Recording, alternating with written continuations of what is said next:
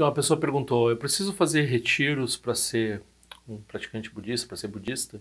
A resposta é mais ou menos assim, depende para quem você pergunta. Se você perguntar para mim, você tem que estar sempre insatisfeito com o que você está fazendo e com certeza você tem que ir algumas vezes por ano encontrar a comunidade e fazer prática em conjunto, né, em grupo. Mas eu vou destrinchar um pouco melhor essa questão, assim.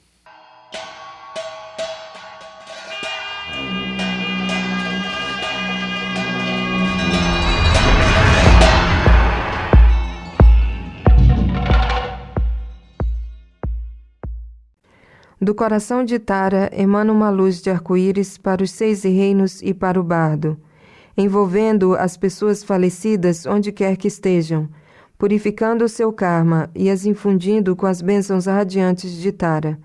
Suas formas se transformam em brilhantes esferas de luz que se dissolvem na mente e coração de Tara.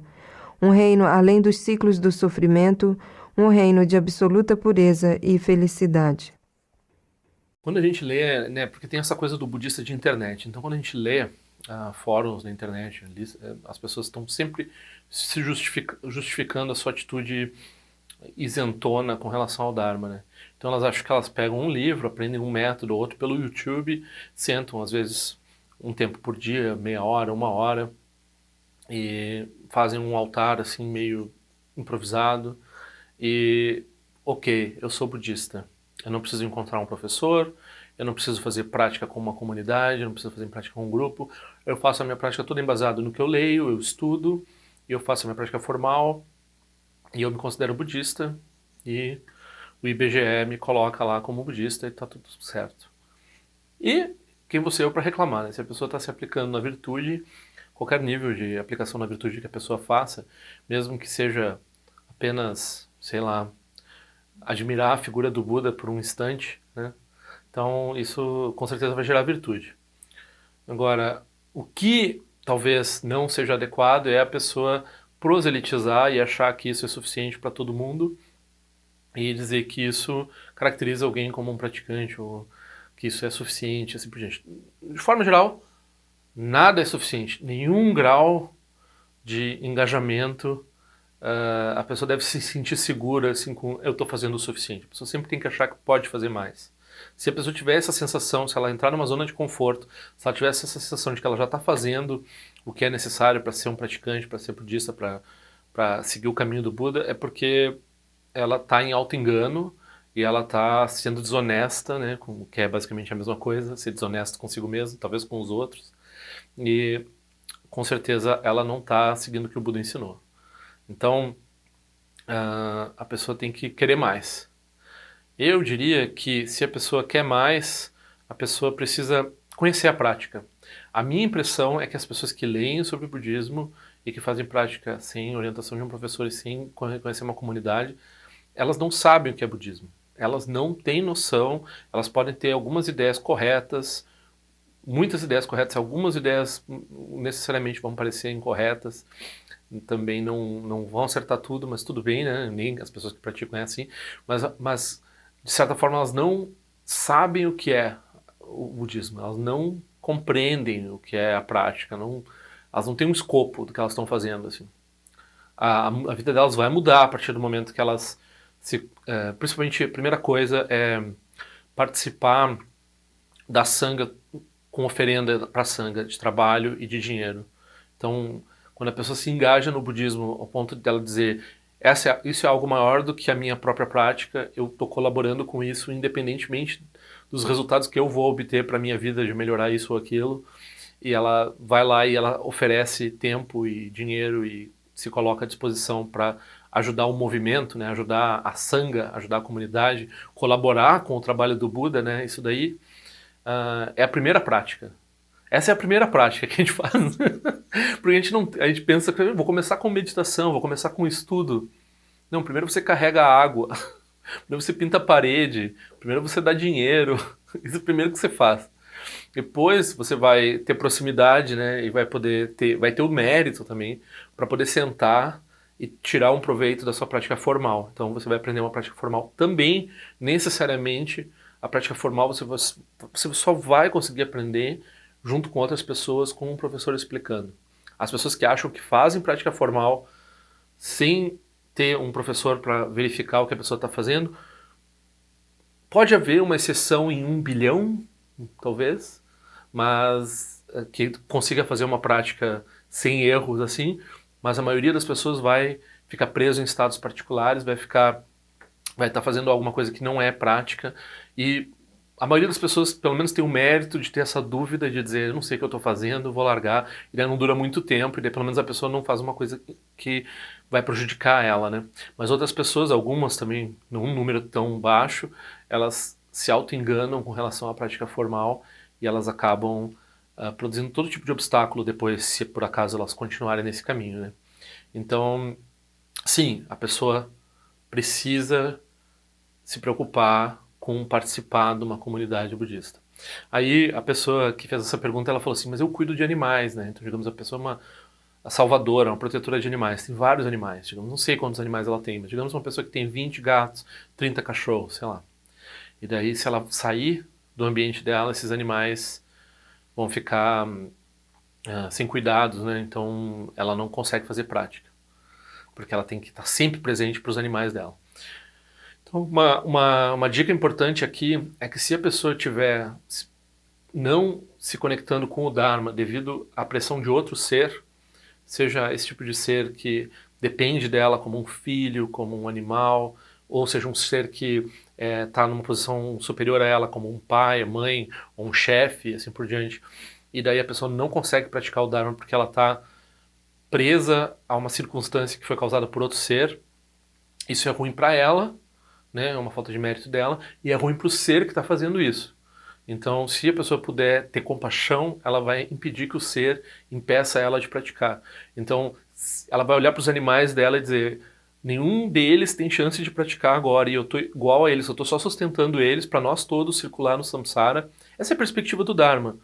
Eu não sou capaz de ajudar esses animais mais do que dar comida e tratamento, né? Para onde eles vão depois que eles morrerem? Né? Por isso que é importante acreditar em renascimento. Para onde que eles vão? Como é que eu vou ajudar eles no momento da morte? Eu não tenho os meios. Eu choro, me desespero quando eles morrem. E aí? Eu não tenho segurança com relação à morte, com relação ao que vai acontecer comigo, muito menos segurança para dar para eles. Então tá todo mundo aqui ferrado. Nós estamos aqui numa geração de mérito, eu estou ajudando eles de alguma forma, mas o que eu estou fazendo por eles é tapar buraco, não vai resolver nada. Então você olha para eles e diz, pelo bem de vocês, né? Como o Buda abandonou a família dele, né? O Buda largou um bebê e a mulher para ir praticar, não porque ele tivesse aversão ou dificuldade de cuidar de um filho ou de manter um relacionamento, mas porque ele olhou para os dois e disse, eles vão morrer que nem eu, e eles não têm nenhum conhecimento, eles vão vai ser como sempre foi para essas pessoas. E essas pessoas estão totalmente perdidas no samsara. E eu preciso achar um jeito de liberar a mim mesmo e aos outros dessa experiência de fútil ou sem sentido, que é ter essas vidas e ter essas mortes e não chegar a lugar nenhum com isso, né? Então, se a pessoa estiver usando a família, o trabalho, os animais que ela cuida e assim por diante, como âncoras que impedem ela de se mover para praticar o Dharma, aí isso é ruim para ela e é ruim ainda, pior, é um mau karma para os animais. Os animais estão sendo um obstáculo para a prática do Dharma. Não precisa ser assim. Por que não precisa ser assim? Porque na mesma medida em que a pessoa junta condições de fazer prática por um tempo, seja dinheiro e tempo, etc., ela junta condições para botar alguém no lugar dela. Ela não é insubstituível em nenhuma circunstância. Então, pode ser mais difícil para umas pessoas, pode levar anos para uma pessoa juntar a quantidade de dinheiro e tempo e possibilidade de gerar circunstâncias para ser capaz de fazer um evento, um retiro.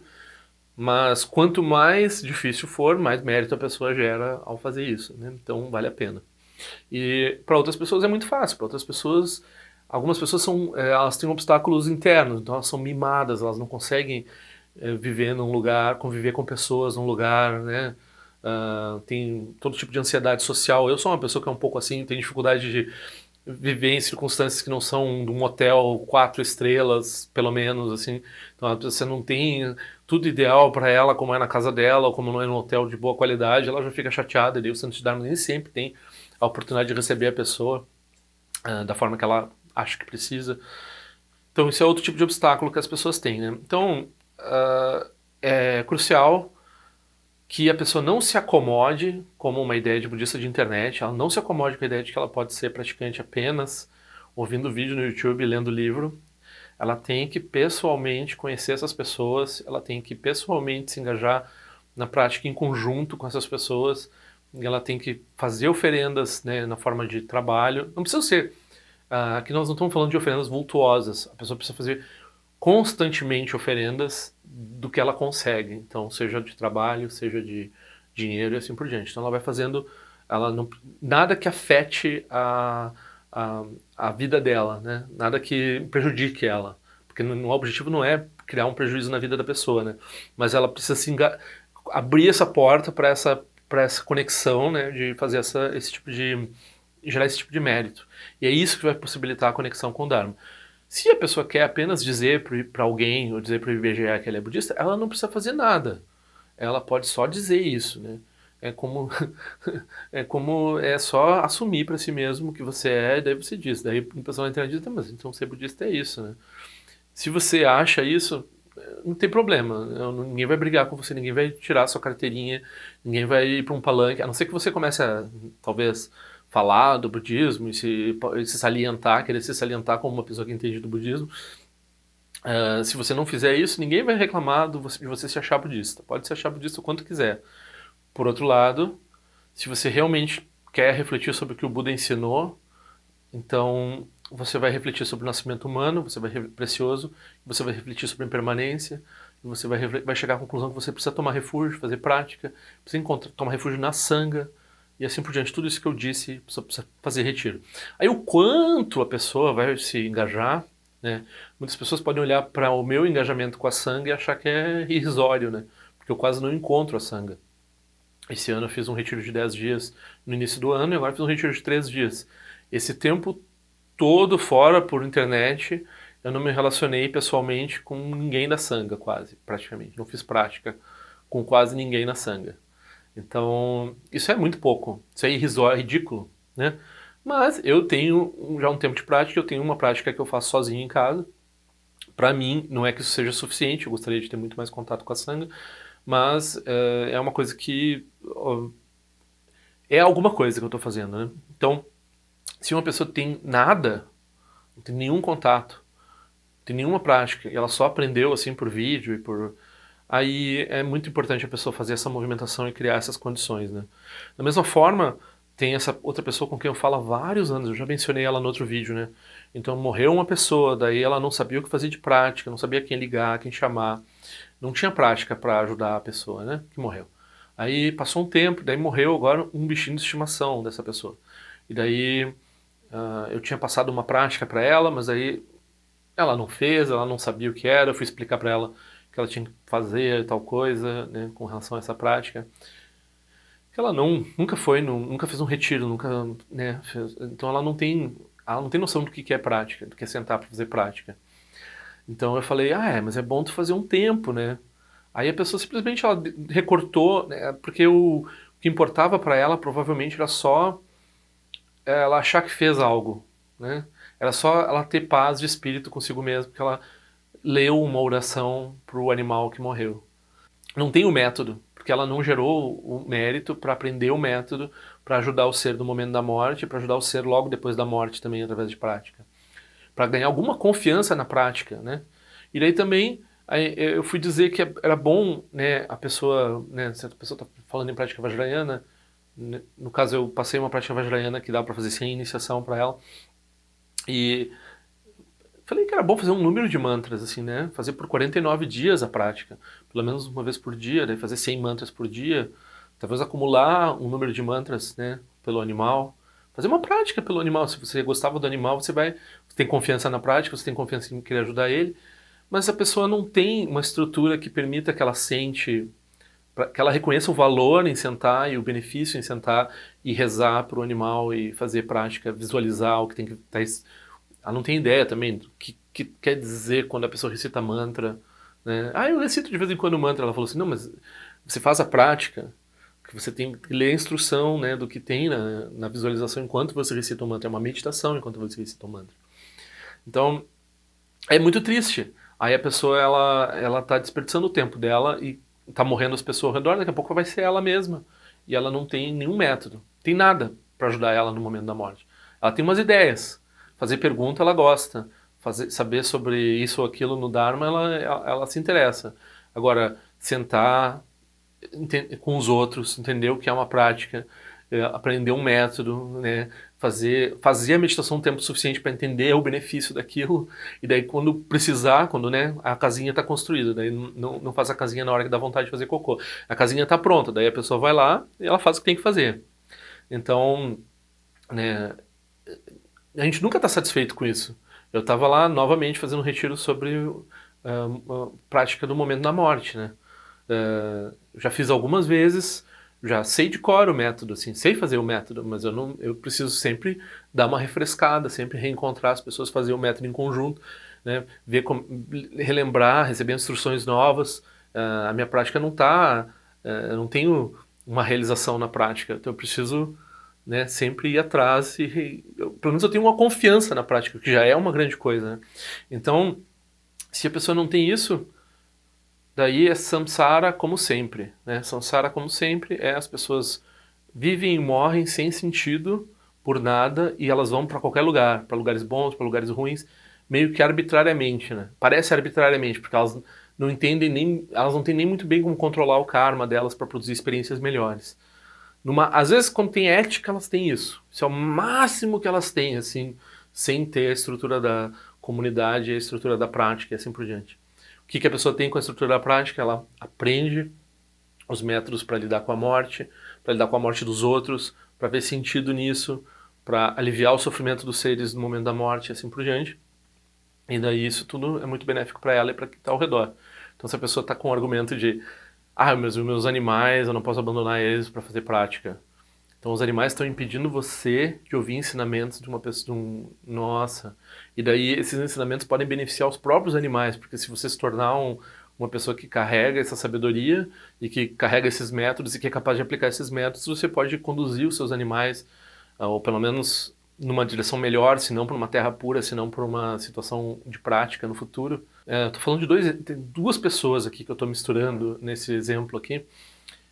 Mas a atitude de budista de internet, ela é muito grave nesse sentido, né?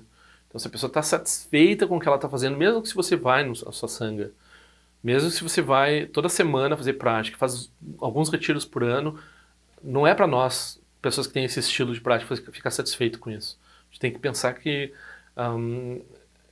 não é suficiente para o que nós queremos, que é ser que nem o Buda. Para que nós queremos ser que nem o Buda? Para benefício dos seres.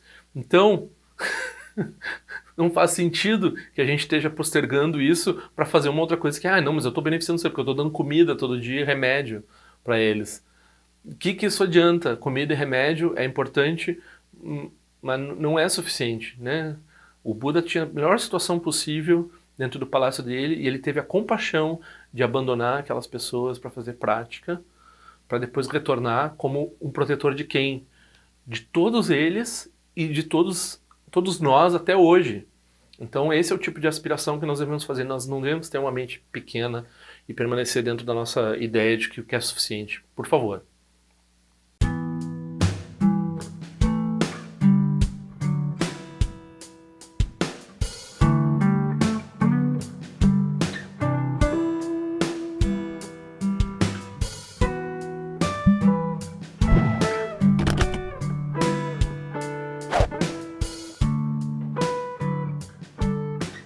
Ei, não esquece de se inscrever no meu canal, é importante para mim.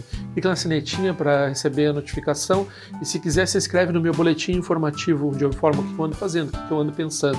Também para contribuir de alguma forma com esse canal, esse é o endereço. Eu espero que em breve nós nos vejamos na prática do Dharma. Ao longo de minhas muitas vidas e até este momento, todas as virtudes que tenho alcançado, inclusive o mérito gerado por esta prática e todas as que vier a conseguir, ofereço para o bem-estar dos seres sencientes. Possam a doença, a guerra, a fome e o sofrimento diminuir para todos os seres, enquanto sua sabedoria e compaixão aumentam nesta e em vidas futuras. Possa eu claramente perceber todas as experiências como sendo tão insubstanciais como o tecido do sonho durante a noite e imediatamente despertar para perceber a manifestação de sabedoria pura no surgir de cada fenômeno. Possa eu rapidamente alcançar a iluminação para trabalhar sem cessar pela liberação de todos os seres. Nirawe Korajinga Sumpano Neoma Lundi Quenetirezi uma Tenzinja Soeza Pekaja para do Tendiute. Om Soati, Diamante Penedira Sawa, Concha dos Zeus Etai Bai Médio no Tutu Piamani, Jogis Assunta do Tendiute. Time Quenepema Sambal Sassoragem de Seno Pai, Gardiuancho Jugu do Pegu, Coisa Destintas em Darchinjo. Chigmeto Jutru Panangue, um Achatungo do Pateno Muyeng, com Pamalora Sanelun Tileta do Tendiute. Emergência Pemeris, o Jepemetan Latico, Zizuan, Pemonte de Troma de Sojino, Nibemelun de Dujute. Nenjuan, Chimpote Paiuri, Nebadan, Basi Pechambundan, Conceição Sentendiute, que são Sandiego Rinpoche, quando condado o Wajimbo Jabartia com seu tutor da poça só, Debson Chinchilapto, Sochi não se mueve de chuva, dançam balão de Drupachingelo, uma rumba Zaguru, Pemacede, que loja som de loite, aliança som de papel, trojucho sung, não guarda miral do sungele, show.